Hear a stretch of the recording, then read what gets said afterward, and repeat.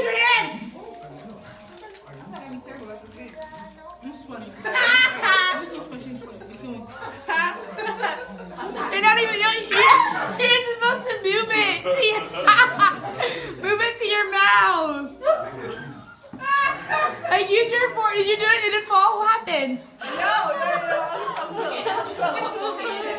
Sage, how'd you do? Wait, I got it. Oh, okay, well, girl. I got it. Who got it? Nope. I had it. Theo and Esther. And Naomi. She got it. When you make the bottom, you can't do that. That's what Naomi was like.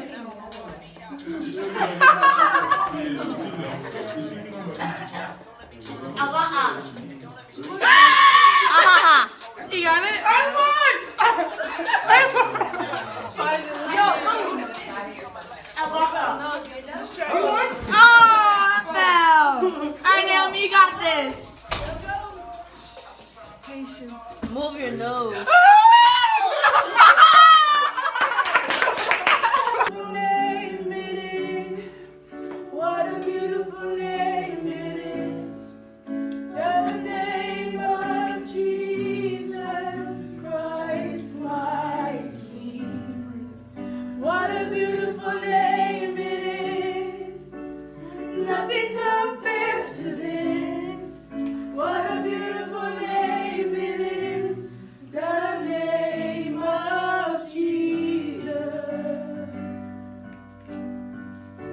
You didn't want heaven without us. So Jesus, you brought heaven down.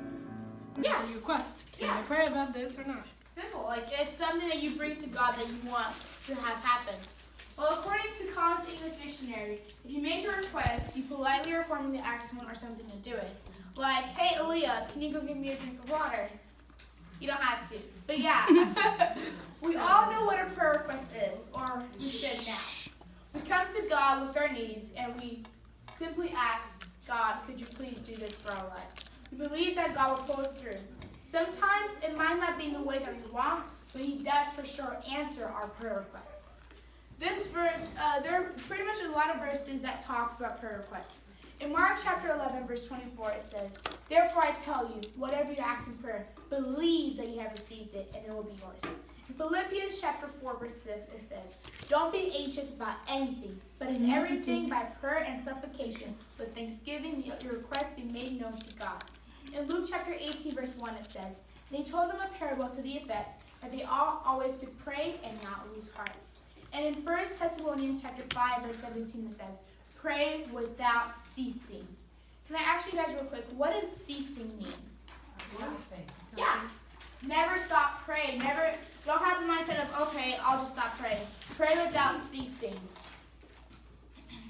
So, ceasing means don't stop. Don't stop praying. Don't stop praying. Don't stop bringing your requests to God. I know someone in the Bible. Do you guys know a lot of people in the Bible who just like had a prayer request and you saw it come true? Can you guys list any example? Anyone in the Bible that had like a prayer request and God made it happen? Tiffany? Okay, it was at one time, I don't know the Bible name, but like Jesus was like, I think it was Jesus, but like there was this woman who like was making bread and oil, and she only had bread and oil. And, like, I don't know if you guys remember this. And like her son was really sick, and like she went to Jesus, and he was like, and like he got really mad at God, and he was like, God, where are you? And he was like, okay, I'll grant you the wish. And like the son was okay. And like she had an infinite amount of bread and oil, which was really weird. Do you guys remember that? You can look it up. Sure. I feel like I know what you're talking about. Like, Good explanation. Like yeah. Okay. No, so no. does everybody know the story of Samuel? Okay, I'll just tell real quick. So a woman named Hannah, who was highly favored by her husband out of many wives and highly favored of God, she had a problem. She couldn't have a child. Her womb was closed.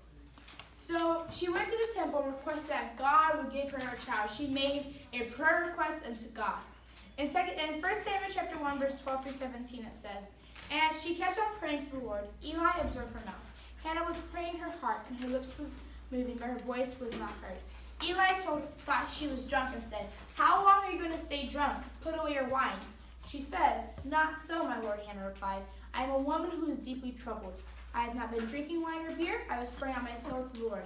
Do not take your servant for a wicked woman. I have been praying here out of my great anguish and grief." Eli answered, "Go peace, and may God of Israel grant you what you want." So she had a prayer request. She said, "Okay, here I am, God. Here is my prayer request. Please give me a child." And he's like, "What are you doing? Like, are you okay? Are you drunk?" He's like, "No, I'm not drunk.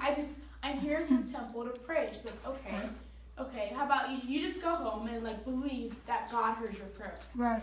Yeah. Later on, her prayer request was answered. She had a child named Samuel. Hannah came with her request to God, and she believed that God heard her. There is power in prayer. Amen. Why is there power in prayer? You're talking to him. Yeah, because we serve a powerful God. Because there is power in the name of Jesus. Recently, I just know so many stories about prayer requests being answered. My old youth pastor, when he was a child, he would have nightmares after nightmares after nightmares at the age of 8. But then his mom had the church pray, and until this day, he just had